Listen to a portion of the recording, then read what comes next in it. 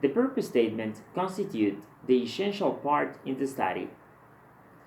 In this chapter, Kurzweil explains how important is to the participants the guidance through the entire process, and the intent he applies to provoke a reaction in the audience expectation.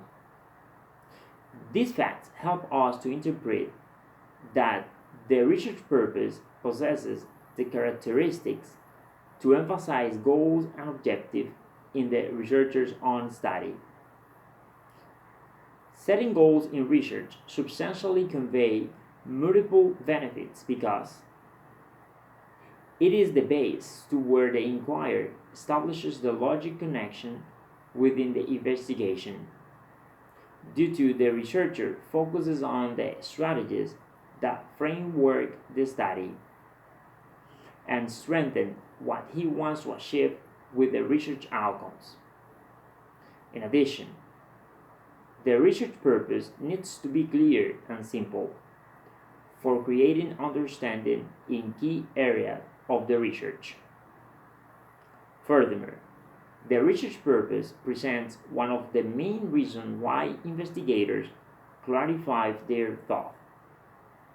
For me, it's appropriate to stimulate in future research the use of this symbolize. On the other hand, a remarkable feature I've seen in this chapter is that it supports the writing design with the implementation of words closely related to research approaches. Particularly, one of these approaches is the qualitative purpose statement.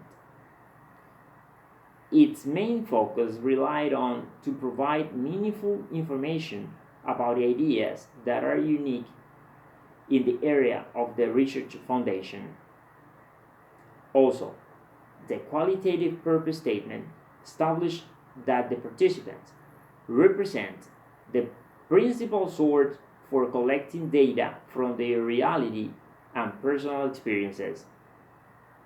Similarly, this approach highlights that the research site plays a vital role in developing meaning to the proposal.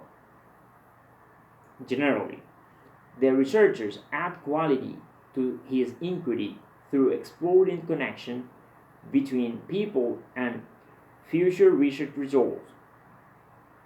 It's important to point out that other characteristics that shows impact on the audience is the use of words such as purpose, objective, or intent that guide us to stare at the central statement as the most powerful entity into the research. Additionally, many researchers applies the present or past verb tense in journal articles and plans because they are releasing a design that is not finished yet.